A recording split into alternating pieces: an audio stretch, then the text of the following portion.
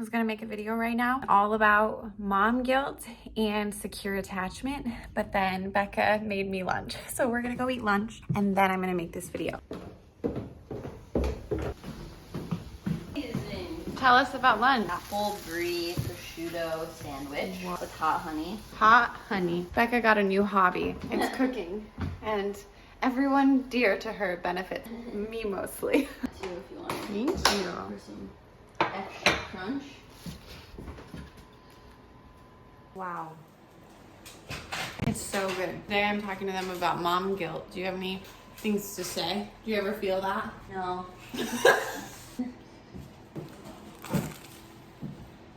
Okay, lunch is over. Now we can sit in Becca's room together with her pretty wall that I'm taking full advantage of and chat. If you're new, welcome. My name's Jessica. My friends call me Jess. It's so good to have you here. I'm making content for growing families, and I'm a mom of 3. I have a 6-year-old, a 2-year-old, and a 1-year-old, 2 girls and a boy. If you're a parent looking for more support in your parenting journey, we have 2 opportunities for you to be connected. One is a Facebook group called Jess Hover and Friends. You request to be in, answer the questions so we know you are real and not a creep, and then you could be in there. I'm not in there as much, but there are really good people who are, so feel free to get in and get connected. If you want more access to me personally and a smaller group of people, there is a paid community. It's verygoodmothersclubhouse.com. You can come join that and be a part of the conversations there and the resources we provide there. That is also a way that you can provide for my family a little bit more. So like if you have found value in these videos and you've thought to yourself, I'd love to show her that I like what she's doing. I think the paid community is like $3 a month or $2.50 a month or something. And just so you know, that is, that's for me. That's for me to live my life. So yeah, in order to do this, I got to figure out ways to provide for myself. And that's one of the ways that we set up a few months ago. So if you're a part of that group, thank you so much. If you want more of my family, just to kind of see what life looks like, you can follow me on Instagram at Jess_Hover.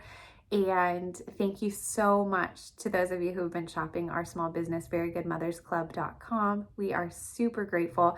Our office is actually just behind this wall at Becca's house. We rent the room next door for that. And so when I'm done with this video, I'm going to go pack up orders that you placed in the last few days. And I'm super thankful. Today's video, I want to be talking about 2 things, mom guilt and secure attachment. I really need to do more research before I dive into this topic. So I won't be giving you like a super thorough understanding of attachment styles and avoidant attachment versus anxious attachment. I'm still kind of figuring all of that out. But this week I had a small conversation with a new dad about attachment.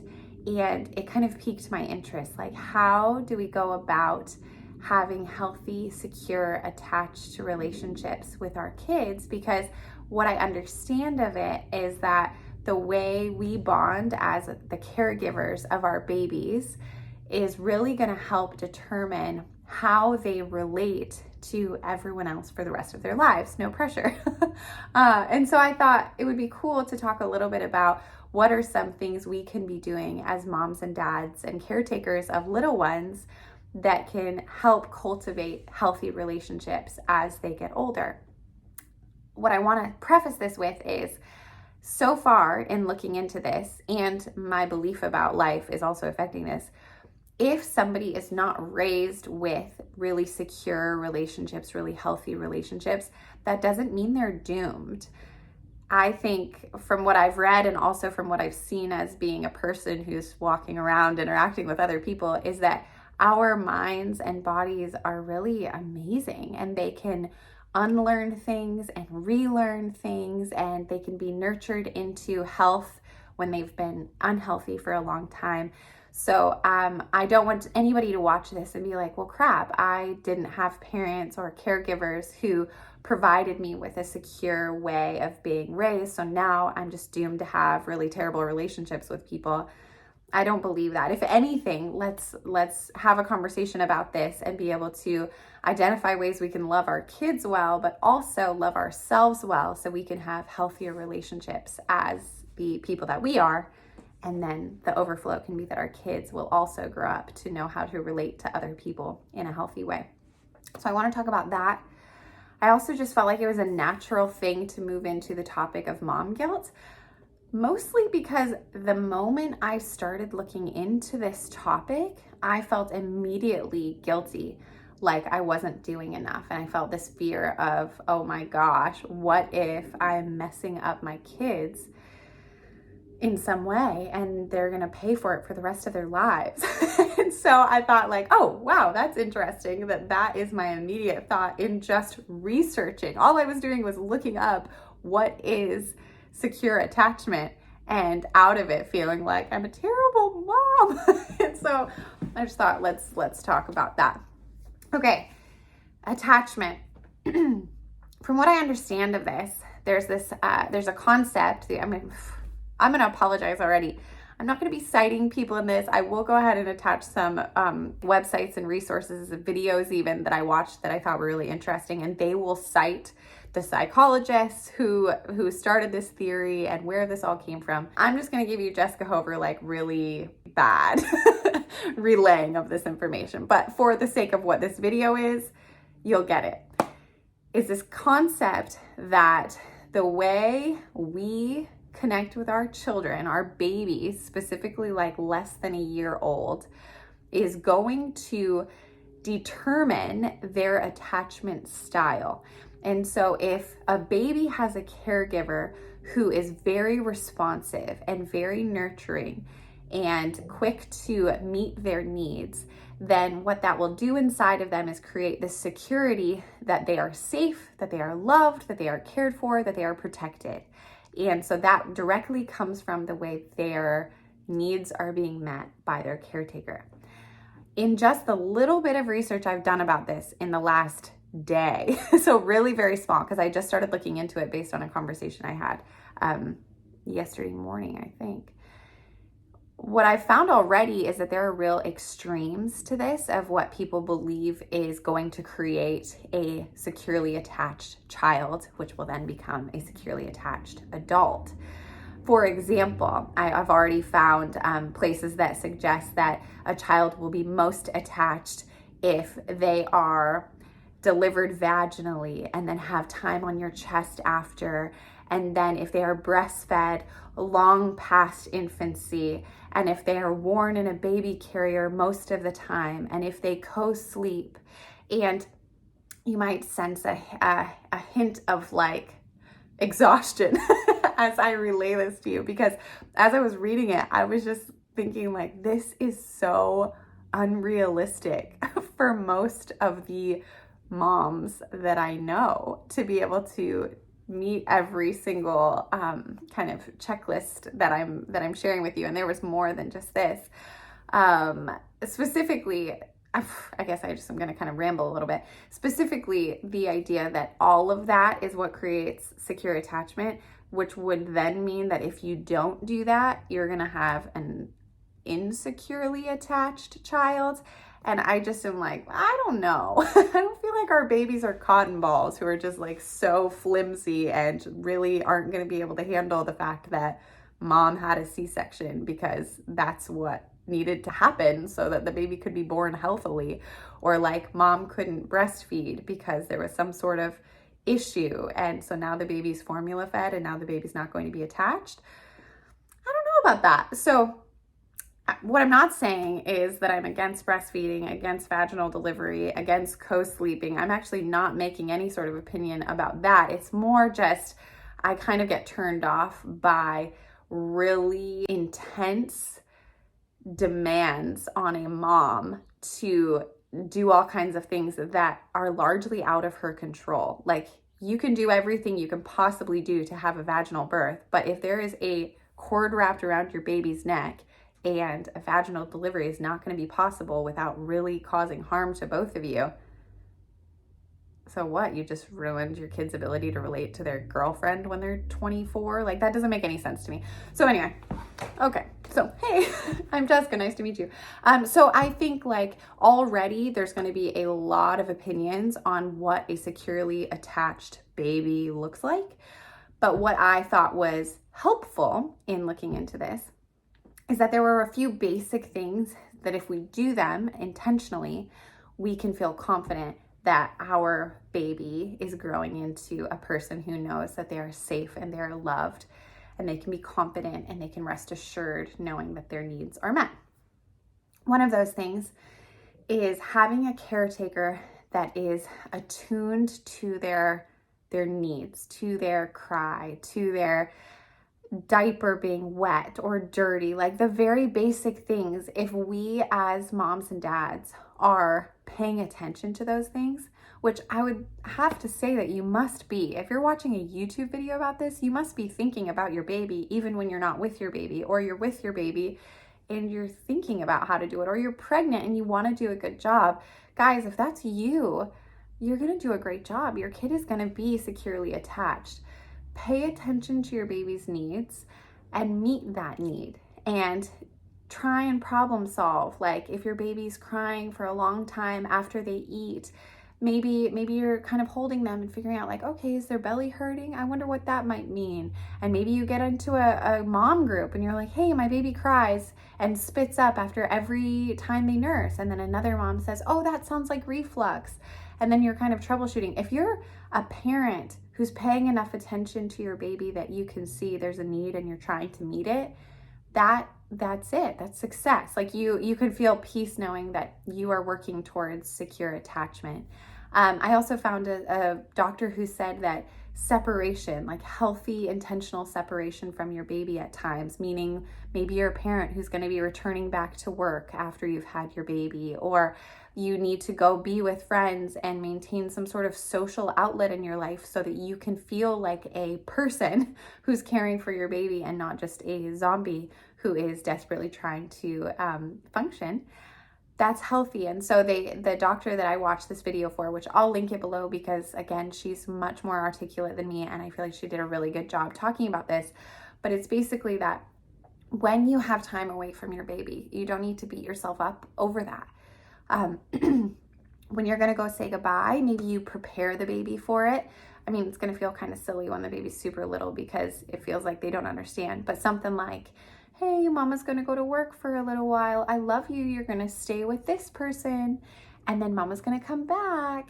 And then when it's time to leave, you don't like duck and cover. You're just like, okay, I love you. And you make it kind of a brief but sincere, like connected, I love you. I'll be back. And then once you go, then when you come back, you find a moment to connect and maybe you give them extra snuggles if that's what the little one needs. It's really normal for a baby to not feel excited about you to leave, especially when they get slightly older and they're starting to feel some of that separation anxiety where they realize that when you're gone, and that's not a good feeling. But that's all part of their development and that's okay. So that was helpful because sometimes if you're reading through this stuff, that at least the stuff I was reading, it feels like, oh my gosh, what if I have to go to work? I'm a working mom. I leave my children sometimes. And that can feel really daunting that, oh man, now they're going to think they're not loved.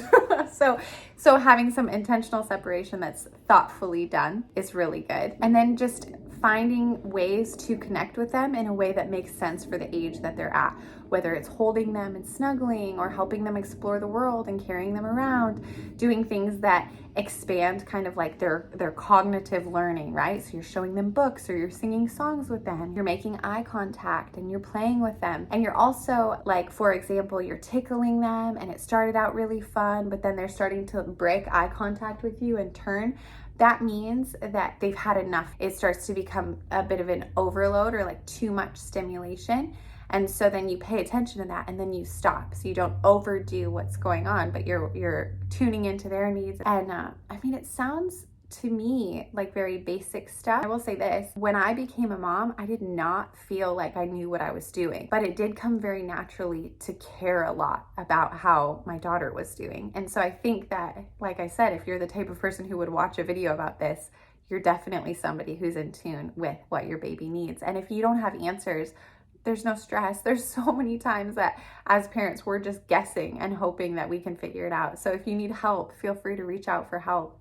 And also take care of yourself so that you can take care of them better, because that's kind of how it works. If you're depleted and exhausted and lost, how are you going to be able to tune into this other little person that you love so much? Feeling that no matter what, I didn't do enough, and there's always something I could improve on, and there's always something that I like blew it at. And what it really is about for me is this deep fear that I have that as my kids get older, like somehow I will have ruined them, or there will be some really obvious things that will look back on this time and be like, well, if only their mom did blah, blah, blah, then this wouldn't have happened. And so then I start racking my brain now, like, I'm in this stage of life where if I do this right, they'll be fine.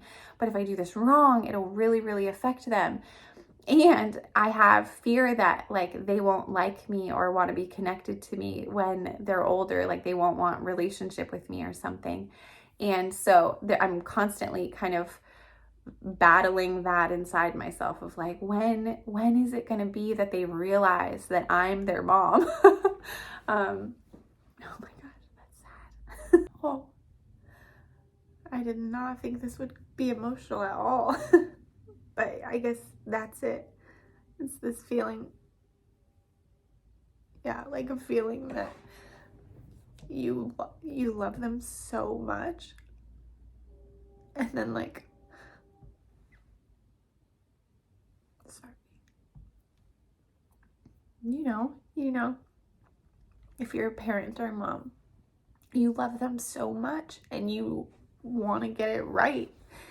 And it can be confusing to know how to do that. And then it can also be confusing because there's so many opinions about how to do that. And yeah, and then there's pressures in life, So if I'm home and I spend all my time there with the kids and I'm not working, then I'm feeling kind of this thing of that I'm blowing it when it comes to my other responsibilities. But then when I'm here doing other responsibilities, I'm feeling lost, like, oh no, am I getting this wrong? Like, was I supposed to be there now? And will life come later and I'll realize I did it wrong? Or will they realize who their mom is and now they can love me like crazy because they're so little? But eventually maybe they'll figure out that it's me. Anyway, there's not something wrong with us that we have these thoughts, but what's important to do is not kind of let them take us over, but just sort of let them pass by, and then try and think through like, okay, I know that I feel this fear, but what's real right now? Okay, what's real right now is maybe I'm away from my kids because I'm doing my job and I'm providing for them. And what that's doing is it's providing for them to have a great life. It's providing them opportunity to have close relationship with someone other than me. It's providing me the sense of accomplishment that I have a life outside of motherhood, that then I can be filled up and refreshed to go back into motherhood. Like this reframing of the situation we're in so that we can get through and not succumb to the really heavy thoughts. And I don't know what you believe about God or faith or anything. Before, I used to talk a lot more about kind of a Christian worldview because I became a Christian late teens, early 20s, and that's how I would identify kind of the way I see the world would be. I believe in God, and I specifically believe in Jesus, right? But I know that as my channel has grown, I have now a community of viewers that thinks very different things about faith. And I'm excited that you're here, and I feel grateful that you would want to connect with me, even if we see things differently or would have different life experiences that brought us to where we are now and how we see stuff. But I'm going to speak about something that relates to Christianity, but I think that there's something like principle-wise that you can take and apply to your own life, regardless of what faith you have or how you see the world. And it's this idea that I was taught years ago when I worked for a Christian missions organization. They were teaching about the difference between conviction and condemnation. So the way they taught this idea to me was that conviction is that feeling that you have inside of you, kind of when God's putting his finger on something in your life that is off target, something that is not you being who you were designed to be, but something off, something, I don't know, you could call it something sinful, you can call it whatever you want, but it's this thing that is like, hey, Jessica, I love you, and this isn't it for you right now. And conviction is specific, and conviction is hopeful. So it's like, okay, this is it. And it's hopeful because this can change, and it doesn't need to change in your own strength. I will help enable you to overcome this thing in your life. So that was conviction. So it's God being like, this thing right here, very specific, not vague. This isn't it. And I'm going to enable you with my strength to get through this and change this. Condemnation, on the other hand, is this feeling, this is what I was taught, and this, I appreciated this way of viewing it, was this feeling that it's vague and it's hopeless. So it's just kind of this looming sense that I'm failing. I am blowing it. I can't really tell what's broken and what's off, but it sort of feels like it all is. And it's hopeless because it feels like it can never turn around. And what the person who was teaching me this idea said was that that is not from God. If anything, that would be from the enemy of our souls. That would be the one who wants to torment us and take us off track and distract us. And so for me, I think about that idea when it comes to mom guilt, because mom guilt tends to be vague and hopeless. It tends to be this looming sense that I'm blowing it, that I'm ruining my kids, that there's just going to be a time when this all kind of, this beautiful life that we're making is no longer going to be a thing, and somehow it's going to be on me, and I'm going to see all the different ways that I did it badly. That's not hopeful, that's not loving, that's not specific. There's another experience in motherhood that I feel that reminds me of that conviction thing. And it might even be conviction, to be honest, but it's this thing where instead of being like, oh man, this is a terrible, hopeless, looming, daunting feeling, it's more specific. It's like, oh, today my 6-year-old wanted my attention and asked me to play with her, and over and over and over again I told her I would, but then I never did.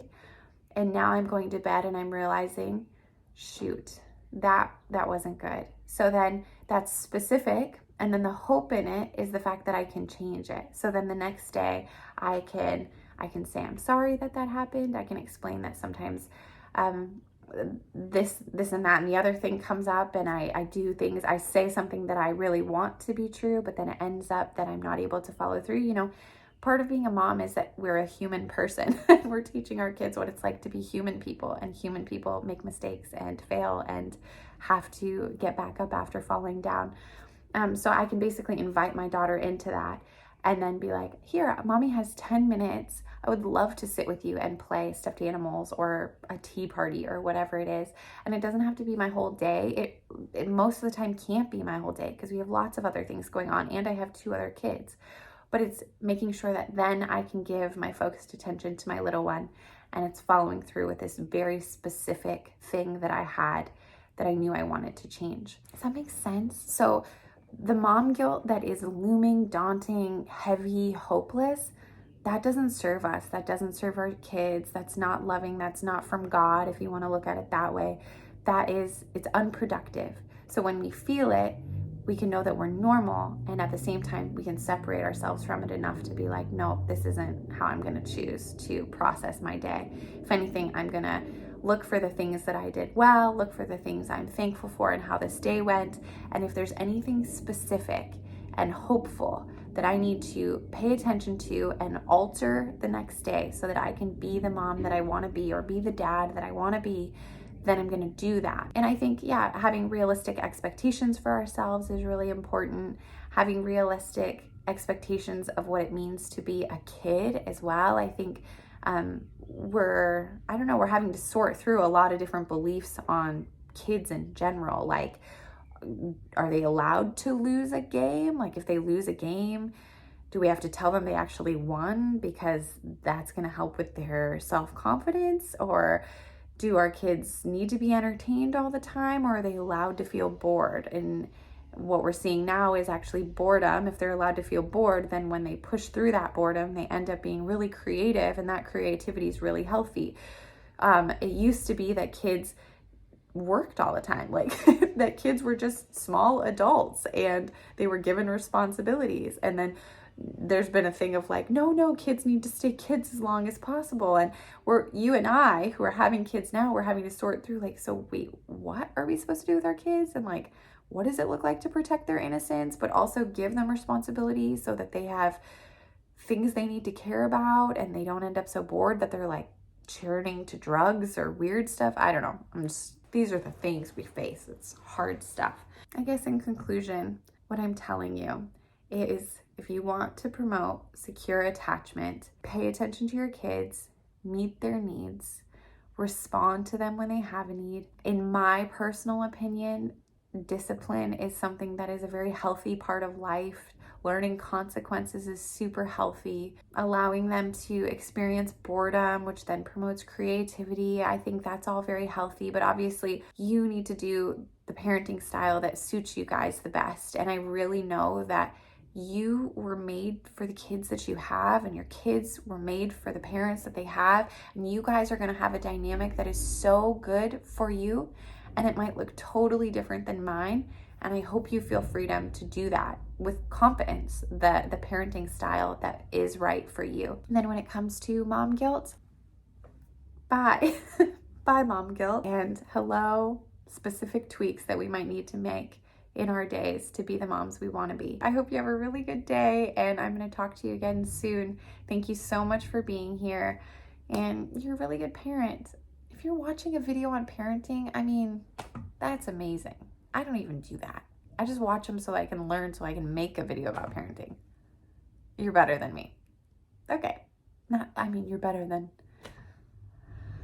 Should I say you're better than me? Should we not be better than each other? But then people are better than each other.